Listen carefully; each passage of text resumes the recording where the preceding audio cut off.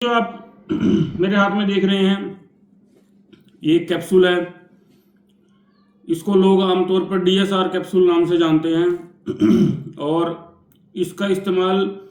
Stomach में बन रहे एसिड को कम करने के लिए किया जाता है और लोग इसे खाली पेट वाला कैप्सूल भी कहते हैं। और भारत में खासकर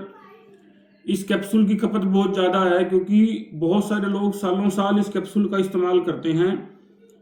ऐसा मान करके उनको एसिड की दिक्कत है और उनको एसिड की प्रोडक्शन ज़्यादा होती है, तो लोग सुबह उठते ही सबसे पहले इस कैप्सूल का सेवन करते हैं। तो मैं आपको बता दूं कि जो लोग बिना डॉक्टर को कंसल्ट किए, बिना इस कैप्सूल की जानकारी के आदी हो गए हैं इस कैप्सूल को खाने के, उनको उसके साइड इफ़ेक्ट के बारे में जानकारी नहीं है। और इस अकेले कैप्सूल को लॉन्ग टर्म यदि आप यूज़ करते हैं तो इसकी वजह से बहुत सारे साइड इफ़ेक्ट ऐसे हैं जो आपको धीरे धीरे स्टार्ट होंगे और अलग अलग बीमारियों का रूप ले लेंगे। जैसे कि मैं आपको बताना चाहता हूं कि इस कैप्सूल को प्रोटॉन पंप इनहिबिटर कहा जाता है एलोपैथी में, और इसका काम होता है कि स्टमक लाइनिंग के अंदर जो प्रोटॉन पंप है जो एसिड की प्रोडक्शन करता है, ये उसको इनहिबिट करता है, उसको ब्लॉक करता है एसिड प्रोड्यूस करने के लिए। तो हमारे शरीर में एसिड की इम्पोर्टेंस क्या है, क्यों ये एसिड हमारी बॉडी में बनता है, और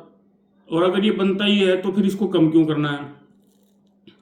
तो दोस्तों, हमारी बॉडी में जब स्टमक लाइनिंग में प्रोटॉन पंप एसिड को प्रोड्यूस करते हैं, वो डाइजेशन में उसका एक रोल है, इसीलिए वो एसिड बनता है। उसकी एसिड की प्रोडक्शन के बिना आप किसी भी चीज़ को डाइजेस्ट नहीं कर सकते हैं। इनफैक्ट होता यह है कि जब आप इस एसिड को कम कर देते हैं ऐसे सप्लीमेंट की तरह, जिसको लोग सप्लीमेंट की तरह डेली यूज़ करते हैं और सालों साल यूज़ करते हैं, जैसे उनकी सेहत में कोई बहुत बड़ा बेनिफिट होने वाला है, तो जब आप इस एसिड को रिड्यूस करते हो अपने सिम्टम्स के लिए, अपनी एसिडिटी की प्रॉब्लम के लिए, तो होता ये है कि आपके फूड में जो मिनरल्स एब्जॉर्ब हो जाने चाहिए थे, जो आपके शरीर के लिए बहुत ज़रूरी हैं, for example B12, calcium, magnesium, ये सब मिनरल्स जो हैं ये एब्जॉर्ब नहीं हो पाते हैं क्योंकि बिना एसिड के ये सब मिनरल्स एब्जॉर्ब होना इम्पॉसिबल है। तो अगर आप 4 से 6 हफ्ते तक इस कैप्सूल का इस्तेमाल करते हैं अपनी किसी प्रॉब्लम के लिए तो ठीक है, लेकिन अगर आप लॉन्ग टर्म से इस कैप्सूल का सेवन कर रहे हैं तो आपकी बॉडी B12, कैल्शियम, मैग्नीशियम जैसे मिनरल्स से डिफिशिएंट हो जाती है, आपकी बॉडी में उसकी कमी हो जाती है। तो इसकी कमी से होगा क्या? इसकी कमी से होगा ये कि विटामिन B12 अगर आपकी बॉडी में कम हो जाएगा तो नर्व का डैमेज होना शुरू होगा, और वो नर्व का डैमेज इस हद तक जा सकता है धीरे धीरे कि डिमेंशिया, पैरालिसिस, स्ट्रोक जैसी चीज़ें भी पैदा हो सकती हैं। कैल्शियम की जब डिफिशियंसी हो जाती है तो आपकी बॉडी में क्रैम्प्स आ सकते हैं, आपको BP की समस्या हो सकती है। खासकर मैग्नीशियम की डिफिशियंसी से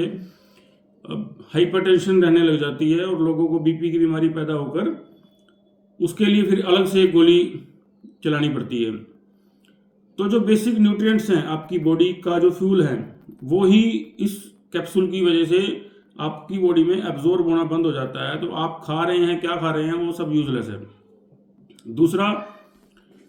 आपकी बॉडी में जो ये स्टमक में एसिड बनता है, ये फूड को डाइजेस्ट करता है, और इसके साथ साथ डाइजेशन के बाद आपकी गट में जो बैड बैक्टीरिया होते हैं उनको ये एसिड ख़त्म कर देता है, जिसकी वजह से बहुत सारी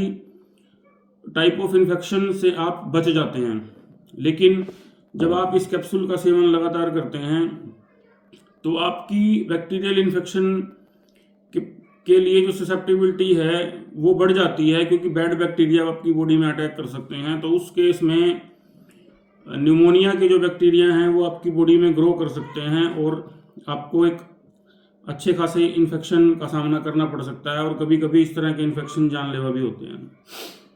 और तीसरे नंबर पर जो एक लेटेस्ट स्टडी आई है वो ये है कि जिस तरह से लंबे समय तक यदि आप पेन किलर का इस्तेमाल करते हो, डिक्लोफेनेक, एसिक्लोफेनेक जैसे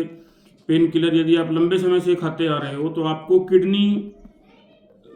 की खराबी का सामना करना पड़ सकता है, आपको सीकेडी हो सकती है, किडनी परमानेंट डैमेज हो सकती है, जो कि एक जानलेवा बीमारी है। तो अभी नई रिसर्च से पता लगा है कि जो लोग सालों साल इस कैप्सूल का सेवन करते रहते हैं उनको भी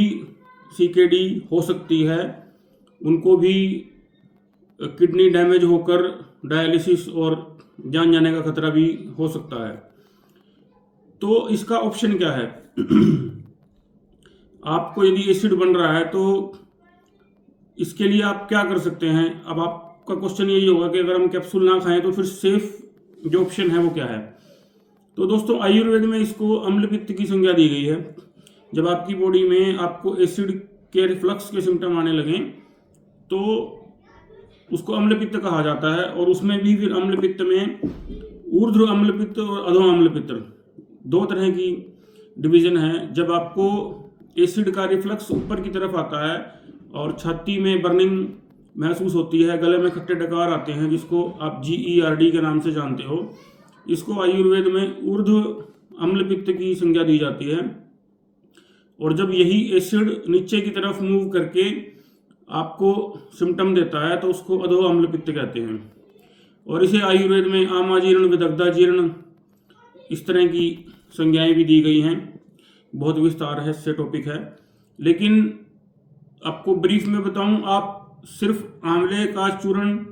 मुलट्ठी का चूर्ण या शतावरी का चूर्ण, इनको मिक्स करके बराबर मात्रा में या अकेले इनमें से कोई भी एक हर्ब का पाउडर सुबह खाली पेट और शाम को खाली पेट नॉर्मल पानी से या दूध से ले सकते हैं, जिससे आपको एसिड की जो सिम्टम आ रहे हैं, जो उसका रिफ्लक्स आ रहा है, वो रिफ्लक्स आना बंद हो जाएगा और आपको जितना बॉडी में एसिड चाहिए फूड को डाइजेस्ट करने के लिए वो उतना बना रहेगा, उतना अनुपात रहेगा कि आपके बॉडी में किसी तरह के मिनरल्स की डिफिशियंसी भी नहीं होगी, आपको बड़ी बड़ी बीमारियों का सामना नहीं करना पड़ेगा, लेकिन आपको एसिड के सिम्टम भी नहीं आएंगे, उस तरह की चीज़ें भी नहीं होंगी। और वो बड़े हेल्दी वे में आपको, क्योंकि ये आंवला रसायन औषधि भी है, तो आपको और भी बहुत सारे स्किन के, बालों के, डाइजेशन के बेनिफिट देगा, जो आपके स्वस्थ रहने में मदद करेंगे। Thank you.